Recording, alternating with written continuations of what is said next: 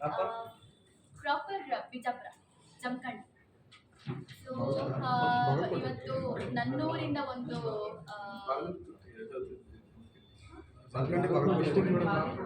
ಬಾಗಲಕೋಟೆ ಜಿಲ್ಲಾ ಅಲ್ಲ, ಎರಡು ಒಂದೇ ಇದ್ದು ಮೊದಲ. ಈಗ ಅದು ನನಗೆ ಗೊತ್ತಿಲ್ಲ. ಸೊ ಮೂಲತಃ ಬಿಜಾಪುರದವಳು. ಸೊ ಇಲ್ಲಿಂದಾನೇ ಒಂದು ಪ್ರಮೋಷನ್ಸ್ ಎಲ್ಲ ಸ್ಟಾರ್ಟ್ ಆಗಲಿ ಅಂತ ಹೇಳಿ ನಾವೆಲ್ಲ ಮಾತಾಡಿಕೊಂಡು, ಅದರಲ್ಲೂ ಇದು ನನ್ನ ಕನಸಾಗಿತ್ತು ಇಲ್ಲಿಂದ ಸ್ಟಾರ್ಟ್ ಮಾಡಬೇಕು ಅಂತ ಹೇಳಿ. ಸೊ ಹಾಗೆ ನಮ್ಮ ಟೀಮ್ ಕೂಡ ಸಪೋರ್ಟ್ ಆಗಿ ಇವತ್ತು ಇಲ್ಲಿಗೆ ಮೊದಲನೇದಾಗಿ ಬಂದಿದ್ದೀವಿ. ಆ್ಯಂಡ್ ನನ್ನ ಪಾತ್ರದ ಬಗ್ಗೆ ಹೇಳಬೇಕು ಅಂದರೆ, ನಾನು ಮಮತಾ ಅಂತ ಪಾತ್ರದ ಹೆಸರು. ಒಂದು ಈ ತಂದೆ ತಾಯಿಗಳು ಅಂತ ಬಂದಾಗ ನನ್ನ ಮಕ್ಕಳು ಚೆನ್ನಾಗಿ ಓದಬೇಕು, ಚೆನ್ನಾಗಿರಬೇಕು ಅನ್ನೋ ಒಂದು ಆಸೆನಲ್ಲಿ ತನ್ನ ಕನಸುಗಳನ್ನೆಲ್ಲ ತೊರೆದು ಎಷ್ಟೋ ಕಷ್ಟಪಟ್ಟು ಮಕ್ಕಳನ್ನ ಸಾಕ್ತಾರೆ. ಸೊ ಆ ಒಂದು ಕಾನ್ಸೆಪ್ಟ್ ಕೂಡ ಇದೆ ಈ ಒಂದು ಸಿನಿಮಾದಲ್ಲಿ. ನನಗೆ ತಾಯಿತನ ಏನೋ, ತಾಯಿಯಂದ್ರು ಹೇಗಿರ್ತಾರೆ ಅದೇನು ನನಗೆ ಗೊತ್ತಿಲ್ಲ. ನಾನು ನನ್ನ ತಂದೆ ತಾಯಿಗಳನ್ನ ನೋಡಿಕೊಂಡು ಅವರು ಏನೋ ಕಷ್ಟಪಟ್ಟಿದ್ರು. ಆ್ಯಂಡ್ ಈ ಸಿನಿಮಾ ಸ್ಟೋರಿ ಕೇಳಿದಾಗ್ಲೂ ಕೂಡ ನನಗೆ ನನ್ನ ಬಾಲ್ಯ ಮತ್ತು ನನ್ನ ಫ್ಯಾಮಿಲಿ, ನಾನು ಹಠ ಮಾಡ್ತಾ ಇದ್ದಿದ್ದು, ನನ್ನ ತಂದೆ ತಾಯಿ ಹತ್ರ ಅದು ಬೇಕು ಇದು ಬೇಕು ಅಂತ ಕೇಳ್ತಾ ಇದ್ದಿದ್ದು, ಅದೆಲ್ಲ ನನಗೆ ನೆನಪಾಯಿತು. ಸೊ ಹಾಗಾಗಿ ನಾನು ಈ ಒಂದು ಪಾತ್ರ ಮಾಡಲಿಕ್ಕೆ ಒಪ್ಕೊಂಡಿದ್ದು. ಸ್ಟಾರ್ಟಿಂಗಲ್ಲಿ ನಾನು ಮಗು ಇದೆ ಅಂತ ಅಂದಾಗ ನಾನು ಮಾಡಲ್ಲ ಅಂತ ಹೇಳಿದ್ದೆ. ಬಟ್ ಸ್ಟೋರಿ ಕೇಳಿದಾಗ, ಒಂದು ಕಾನ್ಸೆಪ್ಟ್ ಕೇಳಿದಾಗ ಎಲ್ಲರ ಮನೆ ಮುಟ್ಟುವಂಥ, ಎಲ್ಲ ಮನ ಮುಟ್ಟುವಂಥ ಒಂದು ಸ್ಟೋರಿ ಇದಾಗುತ್ತೆ ಅಂತ ಹೇಳಿ ನಾನು ಈ ಪಾತ್ರವನ್ನು ಆಯ್ಕೆ ಮಾಡಿಕೊಂಡೆ, ಈ ಒಂದು ಸ್ಟೋರಿಯನ್ನು ಆಯ್ಕೆ ಮಾಡಿಕೊಂಡೆ. ಇದರಲ್ಲಿ ತುಂಬ ನನಗೆ ತುಂಬ ಇಷ್ಟ ಆಗಿದೆ ಏನು ಅಂದರೆ, ತಂದೆ ತಾಯಿ ಮತ್ತು ಮಗು, ಈ ಮೂವರ ಬಾಂಧವ್ಯ, ಅದೊಂದು ಟ್ರಯಾಂಗಲ್ ಏನಿರುತ್ತೆ ಅದು ತುಂಬ ಸೇಕ್ರೆಡ್ ಅಂತ ಹೇಳ್ಬೋದು. ಈ ತಾಯಿಗೇನಾದರೂ ಕಷ್ಟ ಆಗುತ್ತೆ ಅಂದಾಗ ತಂದೆ ಜೊತೆಗೆ ನಿಲ್ತಾರೆ, ತಂದೆಗೆ ಏನಾದರೂ ಕಷ್ಟ ಆಗುತ್ತೆ ಅಂದಾಗ ತಾಯಿ ಜೊತೆ ನಿಲ್ತಾರೆ. ಸೊ ಇದನ್ನೆಲ್ಲ ಅಂದರೆ ಒಂದು ತಾಯಿ ಕಷ್ಟಪಟ್ಟು ಮಗುನ ಬೆಳೆಸ್ಬೇಕಾದ್ರೆ ತಂದೆ ಆದವರು ಹೊರಗಡೆ ಕೆಲಸ ಮಾಡ್ಕೊಂಡೆಲ್ಲ ಬರ್ತಾರೆ, ಮಗು ನೋಡ್ಕೊಳಕ್ಕಾಗಲ್ಲ, ಹಾಗಾಗಲ್ಲ ಹೀಗಾಗಲ್ಲ ಅಂತ ಎಲ್ಲ ಈಗಿನ ಜನ್ರೇಷನ್ ಅವರು ಹೇಳ್ತಾರೆ. ಬಟ್ ಇದರಲ್ಲಿ ಆ ಥರ ಇಲ್ಲ. ತಾಯಿ ಎಷ್ಟು ಮಗುನ ನೋಡ್ಕೊಳ್ತಾರೋ ತಂದೆನೂ ಅಷ್ಟೇ ಈಕ್ವಲ್ ಆಗಿ ಮಗುನ ನೋಡ್ಕೊಳ್ತಾರೆ. ಏನು ಬೇಕೋ ಎಲ್ಲ ಆದಷ್ಟು ಕೊಡಿಸ್ತಾ ಇರ್ತಾರೆ. ಅಂದರೆ ಮಿಡಿಲ್ ಕ್ಲಾಸ್ ಫ್ಯಾಮಿಲಿಯವರು ಎಷ್ಟಾಗುತ್ತೋ ಅಷ್ಟೆಲ್ಲ ಮಾಡ್ತಾರೆ, ಅದೆಲ್ಲ ಇದರಲ್ಲಿ ತೋರಿಸಿದ್ದೀವಿ. ಆಮೇಲೆ ಗಂಡ ಹೆಂಡತಿ ಬಾಂಧವ್ಯ ಅಂದರೆ ಹೇಗಿರಬೇಕು, ಹೇಗಿರ್ತಾರೆ ಅನ್ನೋದನ್ನೆಲ್ಲ ನಾವು ತೋರಿಸಿದ್ದೀವಿ. ಸೊ ಇದು ಈ ಒಂದು ಸ್ಟೋರಿ ಎಲ್ಲರಿಗೂ ಹತ್ತಿರವಾಗಿದೆ ಅಂತ ಹೇಳಲಿಕ್ಕೆ ಇಷ್ಟಪಡ್ತೇವೆ. ಆ್ಯಂಡ್ ನಾವು ಈಗಾಗಲೇ ಒಂದು ಡೇಟ್ ಅನೌನ್ಸ್ ಆಗಿತ್ತು.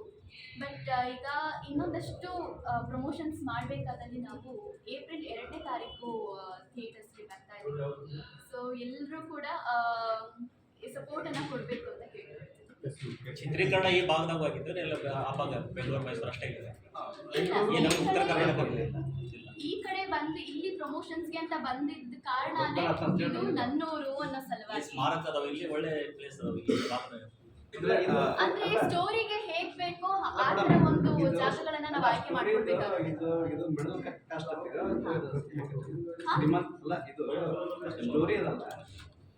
ಮಧ್ಯಮ ವರ್ಗ ಅಥವಾ ಶ್ರೀಮಂತ ಮಧ್ಯಮ ವರ್ಗ ಹೈ ಲೆವೆಲ್ ಬೆಂಜಲ್ ಇದ್ದಿದ್ರೆ ನಿಮಗೆ ಇರ್ತಿತ್ತು. ಬೈಕಲ್ ಇದ್ದಾರೆ, ಬೆಂಜಲ್ ಇದ್ದಿದ್ರೆ ನಿಮ್ಗೆ ಅಲ್ಲ. ಇದಕ್ಕೆ ಉತ್ತರ ಈ ಸಿನಿಮಾ ಮೊದಲನೇ ಸೀನಲ್ಲೇ ನಿಮ್ಗೆ ಸಿಕ್ಬಿಡುತ್ತೆ. ಈ ಸಿನಿಮಾ ಟೀಸರ್ ರಿಲೀಸ್ ಮಾಡ್ತಿದ್ದೆ, ಅದನ್ನ ಬೇಡ ನೋಡಿದರೆ ತುಂಬಾ ಎಂಜಾಯ್ ಮಾಡಿದ್ದಾರೆ.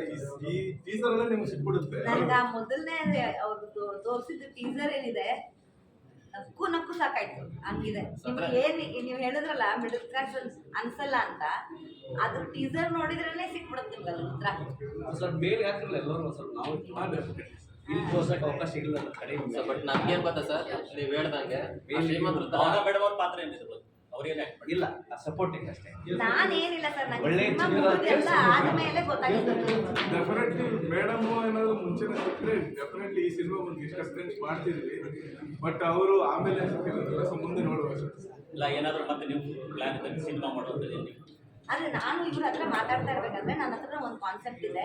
ಆಮೇಲೆ ನಮ್ಮ ತಂದೆಯವ್ರದ್ದೇ ಹಲವಾರು ಪುಸ್ತಕಗಳಿದಾವೆ. ಅದನ್ನ ಸಿನಿಮಾ ಮಾಡುವಂತ ನಿರೀಕ್ಷೆಯಲ್ಲೂ ಇದೀನಿ ನಾನು. ಒಳ್ಳೊಳ್ಳೆ ಕಾದಂಬರಿ ಇದಾವೆ. ತುಂಬಾ ಒಳ್ಳೆ ಕಾದಂಬರಿಗಳಿದಾವೆ. ಸೊ ಹಾಗಾಗಿ ಕಾದಂಬರಿನ ನಾವು ಇವರು ಏನಾದ್ರು ಇವ್ರಿಗೆ ಯಾವ್ದಾದ್ರು ಒಂದು ಕಾದಂಬರಿ ಮೆಚ್ಚುಗೆ ಆಯ್ತು ಅಂತಂದ್ರೆ ಬಹುಶಃ ಅವ್ರು ಮಾಡ್ತಾರೆ ಅಂತ ಕಾಣುತ್ತೆ. ಯಾಕಂದ್ರೆ ಒಂದು ಒಳ್ಳೆ ಪ್ರೊಡ್ಯೂಸರ್ಗೆ ಒಂದು ಒಳ್ಳೆ ಕತೆ ಸಿಕ್ಕಿದ್ರೆ ಮಾತ್ರ ನಿರ್ದೇಶಕ ಕೂಡ ಅವನ ಕ್ರಿಯೇಟಿವಿಟಿನ ಅದ್ರೊಳಗಡೆ ಹಾಕ್ಲಿಕ್ಕೆ ಸಾಧ್ಯ ಆಗುತ್ತೆ. ಆ್ಯಂಡ್ ಆಲ್ಸೋ ಪ್ರೊಡ್ಯೂಸರ್ಗೆ ಇನ್ನೊಂದು ಸಿನಿಮಾ ಮಾಡೋಕ್ಕೆ ಧೈರ್ಯ ಬರುತ್ತೆ. ಸೊ ಹಾಗಾಗಿ ಈ ಸಿನಿಮಾ ಇವ್ರು ಗೆದ್ದೇ ಗೆಲ್ತಾರೆ ಅನ್ನೋ ನಂಬಿಕೆ ನನಗೆ ಕಂಪ್ಲೀಟ್ಲಿ ಇದೆ. ಈ ಸಿನಿಮಾದಲ್ಲಿ ಅವ್ರು ಏನು ಬಂಡವಾಳ ಏನು ಹಾಕಿದ್ದಾರೆ ಅದು ಅವ್ರಿಗೆ ವಾಪಸ್ಸು ಡಬಲ್ ತ್ರಿಬಲ್ ಆಗಿ ಬರಲಿ ಅಂತ ನಾನು ಬಯಸ್ತೀನಿ, ಇಚ್ಛಿಸ್ತೀನಿ. ಯಾಕಂದರೆ ಪ್ರೊಡ್ಯೂಸರ್ಗಳು ಹೇಳ್ದಂಗೆ ಥಿಯೇಟರ್ಸ್ ಬಿಡಿ, ಪ್ರೊಡ್ಯೂಸರ್ಸ್ಗಳು ಕಡಿಮೆ ಆಗ್ತಾ ಇದ್ದಾರೆ ಇವಾಗ. ಸೊ ಬಿಕಾಸ್ ಇವಾಗ ಮೊದಲೆಲ್ಲ ಏನಾಗ್ತಿತ್ತು, ಡೈರೆಕ್ಟ್ರೇ ಎಲ್ಲದೂ ನಿರ್ಮಾಪಕ ನಿರ್ದೇಶಕನಿಂದ ನಡೀತಾ ಇತ್ತು ಅಂತ ಒಂದು ಜಮಾನ ಇತ್ತು. ಅಂದರೆ ಆವಾಗಿನ ಕಾಲದಲ್ಲಿ ನಟನಿಗಿಂತ ಈಗ ರಾಜ್ಕುಮಾರ್ ಅವ್ರನ್ನೆಲ್ಲ ಹೋಲಿಸಿದ್ರೆ ನಟ ಕೂಡ ತಂಡಕ್ಕೆ ಸೇರ್ಕೊಳ್ತಾರೆ, ಅಣ್ಣವರು ಸೇರ್ಕೊಳ್ತಾರೆ. ಬಟ್ ಅದರ್ವೈಸ್ ಏನೇ ಮೇನ್ ಪಾತ್ರ ಇದ್ರು ನಿರ್ದೇಶಕ ನಿರ್ಮಾಪಕ ಇವರಿಂದ ನಡೀತಿತ್ತು. ಇವಾಗ ಹಂಗೆ ನಡೀತಿಲ್ಲ. ಇವಾಗ ಹೆಂಗಾಗ್ತಿದೆ ಅಂತಂದ್ರೆ ಹೀರೋನೇ ಎಲ್ಲದನ್ನು ನೋಡ್ಕೊಳ್ಳೋ ಹಂಗಾಗ್ಬಿಟ್ಟಿದೆ. ಪ್ರೊಡ್ಯೂಸರು ತಲೆ ಬಾಗ್ಬೇಕು ಹೀರೋಗೆ, ನಿರ್ದೇಶಕ ಅವನು ಅನ್ಕೊಂಡಿದ್ದ ಕ್ರಿಯೇಟಿವಿಟಿನ ತೆಗೆದು ಹಾಕಿ ಹೀರೋ ಹೇಳಿದ್ದನ್ನು ಕೇಳಬೇಕು. ಆ ಥರ ಆಗಿದೆ ಇವಾಗ ಸಿನಿಮಾ ಇಂಡಸ್ಟ್ರಿ. ಅದು ಮುರಿಬೇಕು, ಅದು ಹೋಗ್ಬೇಕು. ಯಾಕಂದ್ರೆ ನಿರ್ದೇಶಕನ ಕ್ರಿಯೇಟಿವಿಟಿ ಅವನಿಗೆ ಮಾತ್ರ ಗೊತ್ತಿರುತ್ತೆ. ಅವನಿಗೆ ಏನು ಇನ್ಪುಟ್ ಬೇಕು, ಏನು ಔಟ್ಪುಟ್ ಬೇಕು, ಅದನ್ನ ಅವನು ತಗೊಳ್ಬೇಕು ಅನ್ನೋದು ಅವನ ತಲೆಯಲ್ಲಿ ಇರುತ್ತೆ. ಸೊ ಅಂಥದಕ್ಕೆ ಇಂಥ ತಂಡ ಬೆಳಿಬೇಕು. ಬೆಳೆದಾಗ ಇವ್ರುಗಳು ಇನ್ನೊಂದು ಸಿನಿಮಾ ಮಾಡೋದಕ್ಕೆ ಧೈರ್ಯ ಮಾಡ್ತಾರೆ. ಅವಾಗ ನಮ್ಗಳಿಗೂ ಕನ್ನಡ ಇಂಡಸ್ಟ್ರಿಗೂ ತುಂಬ ಸಹಾಯ ಆಗುತ್ತೆ.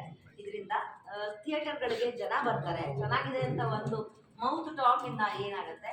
ಇವಾಗ ಇವ್ರು ಹೇಳ್ದಂಗೆ 15 ಶಾಲೆಗಳು ಉಚಿತವಾಗಿ ಇವ್ರಿಗೆ